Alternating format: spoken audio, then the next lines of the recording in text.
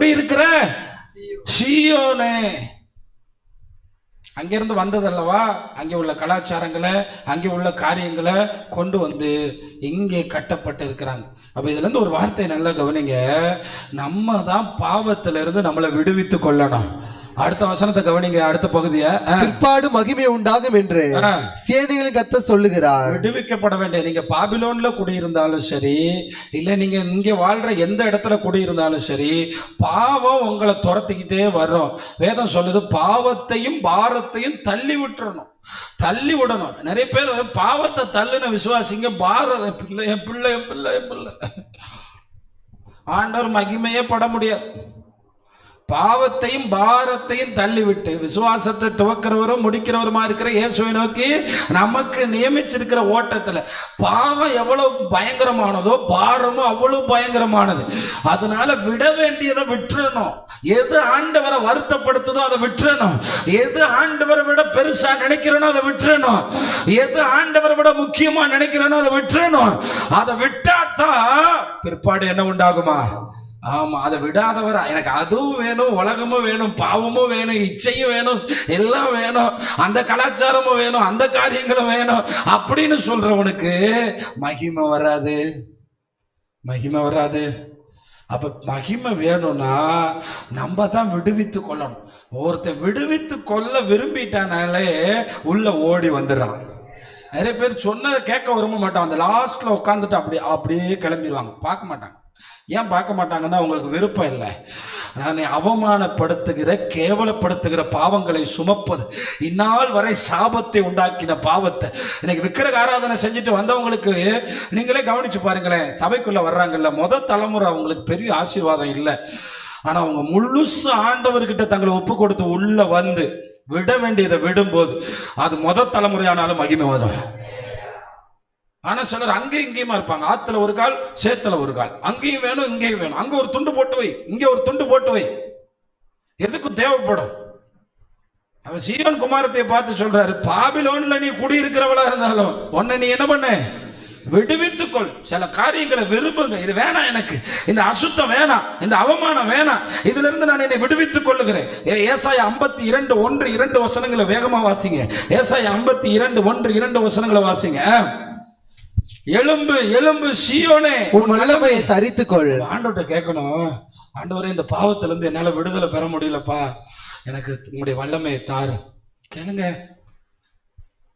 உங்களுக்கு நிறைய மொபைல் போனை கொடுத்து நிறைய வாலிபர்களை கெட்ட கெட்ட படத்துல தள்ளுறான் பாத்தீங்களா? அப்படியே நேரமெல்லாம் போகுது, திங்கள் போகுது, செவ்வாய் போகுது, புதன் போகுது, அப்படியே கையில மொபைல் போனை இன்டர்நெட்டை கொடுத்து நீ கெடுக்கிறானே.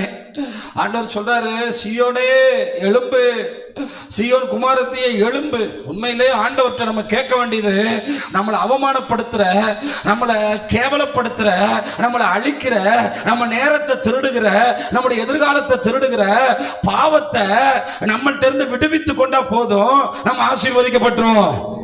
ஒன்னு மட்டும் சொல்றேன், இன்னைக்கு நல்லா கேட்டுக்கிறங்க. கிறிஸ்தவனை மந்திரவாதம் அழிக்காது, கிறிஸ்தவனை செய்வனை அழிக்காது.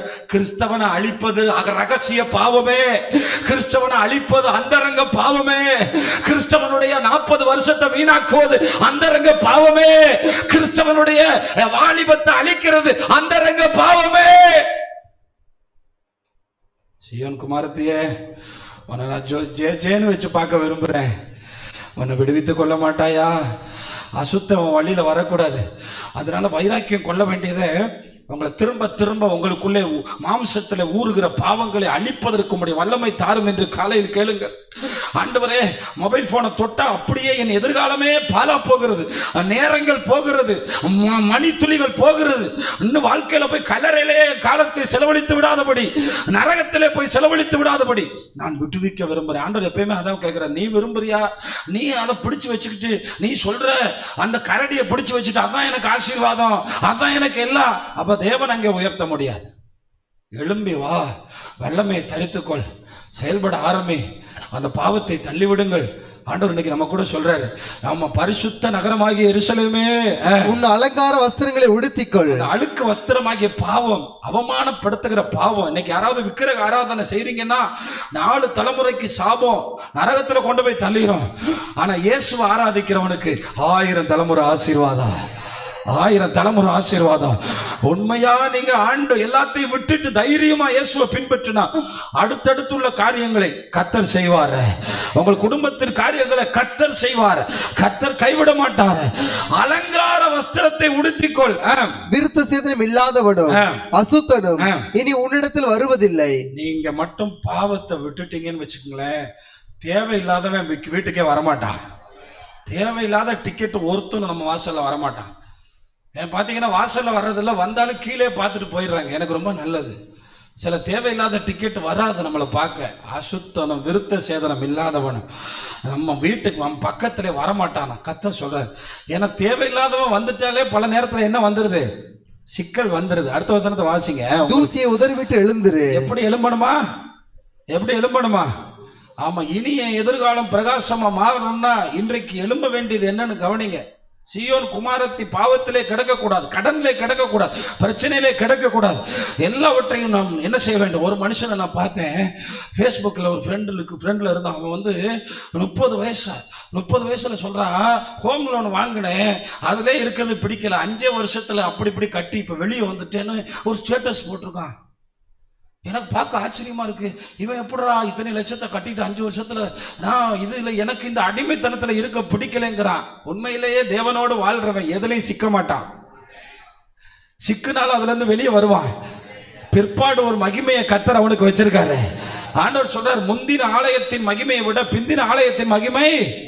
அப்படின்னா என்ன? இந்த உடம்பு முந்தின ஆலயம், கிடைக்க போற உடம்பு பிந்தின ஆலயம். இந்த உடம்பை விட இனி கிடைக்க போற உடம்பு இருக்கு, அது மகிமையா இருக்கு. கையை தட்டுங்களே, ஹல்லேலூயா. ஆனா இந்த உடம்பு பாவம் செய்ய தூண்டும், பாலியல் செய்ய தூண்டும், தவறான காரியங்களை தூண்டும். அந்த உடம்பு தூண்டாது. அந்த உடம்பு பரிசுத்திலிருந்து கிடைக்கிறது. ஆனா இந்த உடம்பு தூண்டும்.